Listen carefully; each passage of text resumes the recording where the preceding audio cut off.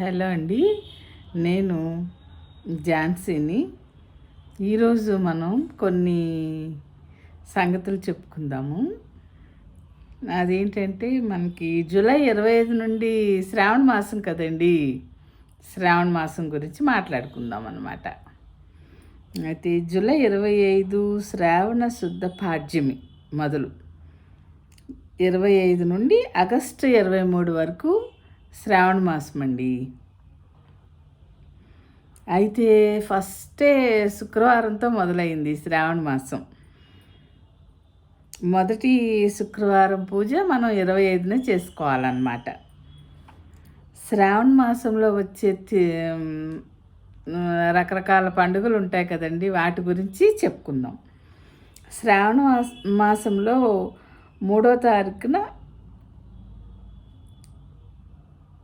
Ashlesha కార్తె, August 3 అంటే July 25నేమో మనకి మొదటి శుక్రవారం కదా. అది తర్వాత 3న ఆశ్లేష కార్తె, ఆగస్టు 8న వరలక్ష్మి వ్రతం వచ్చేసిందండి. వెంటనే వచ్చేసింది, ఫస్ట్ శుక్రవారం రావడంతో ఆగస్టు 8న వరలక్ష్మి పూజ చేసుకోవాలి మనం. ఆ రోజే వారాహి జయంతి కూడా అంటండి, రెండు ఒకసారి వచ్చినాయి అన్నమాట. అయితే 9వ తారీఖునేమో రాఖీ పౌర్ణిమ, ఆగస్టు 12న సంకష్టహర చతుర్థి, ఆగస్టు 15 మనకు తెలుసు కదా స్వాతంత్ర దినోత్సవం. అలాగే 16నేమో శ్రీకృష్ణాష్టమి వచ్చిందంటండి. 17న మక కార్తె, 26న బలరామ జయంతి, 27 వినాయక చవితి, 31 పుబ్బ కార్తె. చూసారా లైను? ఆగస్టు నెలలో మనకి ఇప్పుడు చాలా వచ్చినాయి.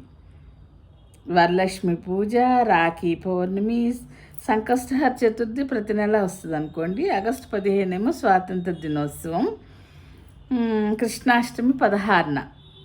అయితే మనకు శ్రావణం అనగానే ఏం గుర్తొస్తాయండి? అన్నీ ఇంకా హడావిడి కదా, పేరెంటాల హడావిడి. మామిడి తోరణాలు, పసుపు కుంకుమ బొట్లు, గోరింటాకులు.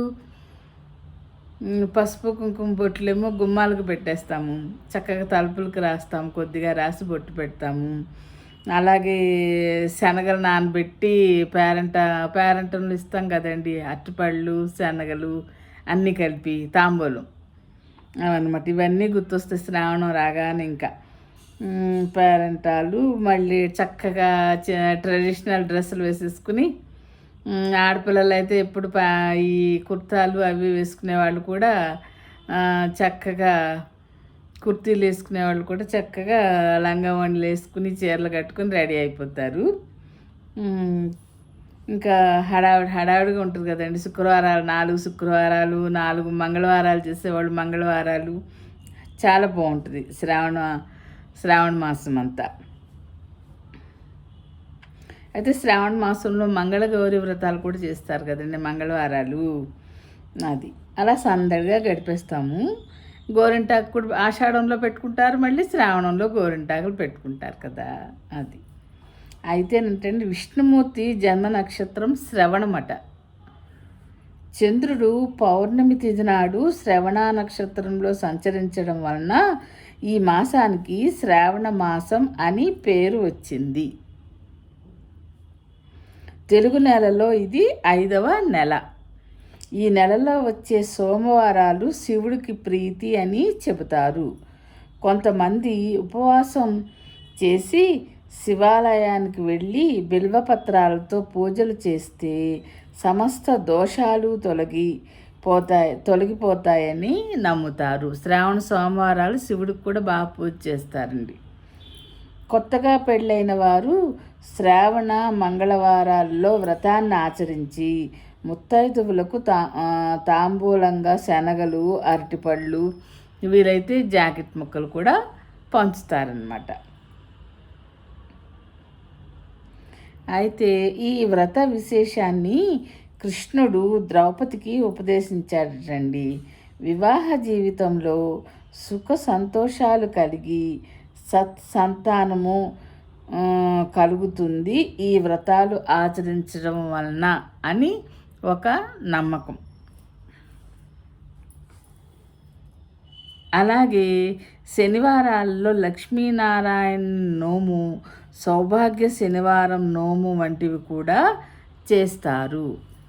ఈ నెలలో వచ్చే పంచమిని శ్రావణ పంచమిగా, నాగుల పంచమిగా పిలుస్తూ పుట్టలో పాలు పోసి పూజలు చేస్తారు. శివాలయాలకు వెళ్తారు, పుట్ట దగ్గర పాలు పోసి వస్తారు.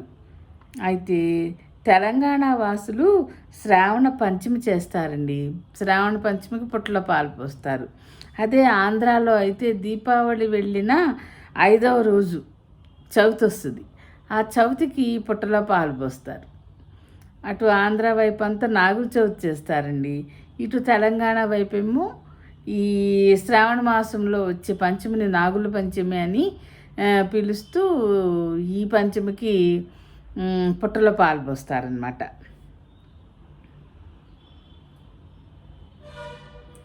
శ్రావణ శుక్రవారాల్లో అష్టలక్ష్ములకు పూజలు, కుంకుమార్చనలు చేస్తారు. పౌర్ణమికి ముందు వచ్చే శుక్రవారాన్ని వరలక్ష్మి వ్రతంగా చేస్తాము. అలాగే శ్రావణ పౌర్ణమికి జంధ్యాల పౌర్ణమి అని పేరు. వరలక్ష్మి పూజ అనగానే మనం చాలా హడావుడి చేస్తాం కదండి. ఇప్పుడైతే ఇంకా రకరకాలుగా చక్కగా వెండివి అమ్మవారి ముఖంతో వెండివి ప్రతిమలు తెచ్చుకుంటున్నారు కదా. అది పెట్టి చక్కగా జాకెట్ ముక్కతో చీరలాగా అలంకారం చేస్తున్నారు కదా. బొమ్మలా చేసేస్తారు, చాలా బాగా చేస్తారు.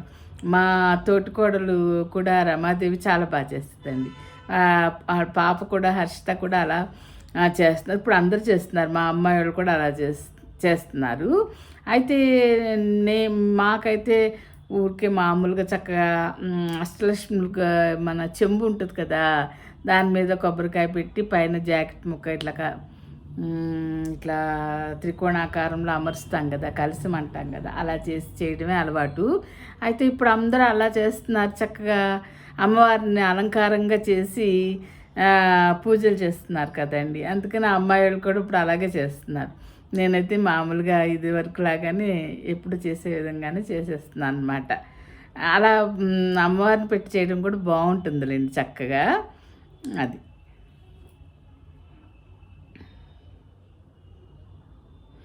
అయితే వరలక్ష్మి పూజకు కూడా కొంతమంది 9 రకాలని 11 రకాలని నైవేద్యాలు చేసి పెడతారండి. మామూలుగా అయితే పులిహోర, ఈ పూర్ణాలు, పరమాన్నం అయితే కంపల్సరీ. ఇవి 3 కాక కొంతమంది 9 రకాలు, కొంతమంది 11 రకాలు చేస్తారు. ఇంకా వాళ్ళ ఇంటి పద్ధతిని బట్టి చేస్తారనుకోండి. అయితే మాకు కూడా పూర్ణాలు కంపల్సరీ అండి. వరలక్ష్మి పూజకి పూర్ణాలు చేస్తాం. పూర్ణం అంటే అది మనం శనగపిండి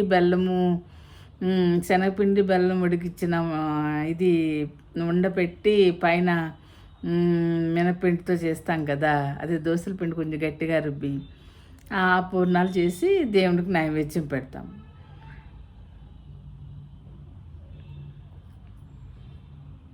అయితే మేము పూర్ణాలు అంటాం, కొంతమంది బూరెలు అని కూడా అంటారండి వీటిని.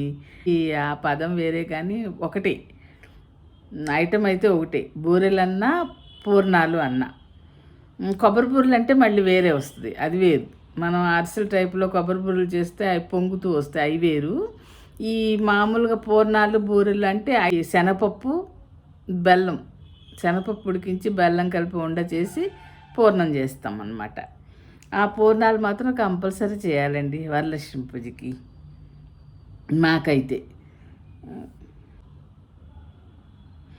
అలాగే శ్రావణ పౌర్ణమికి జంధ్యాల పౌర్ణమి అని కూడా పేరటండి. ఇదే రాఖీ పౌర్ణమికి ఇంకో పేరు జంధ్యాల పౌర్ణమి అని కూడా ఉందన్నమాట. అయితే ఈ రోజున కొన్ని ప్రాంతాల్లో ప్రజలు అన్నదమ్ములకి రాఖీలు, ఆడపిల్లలు అన్నదమ్ములకి రాఖీలు కట్టే పద్ధతి ఉంది కదండి, అదే కదా రాఖీ పౌర్ణమి. అది అది కూడా ఇటువైపు తెలంగాణ వైపే ఎక్కువ అండి, ఆంధ్ర వైపు తక్కువ రాఖీలు కట్టేది.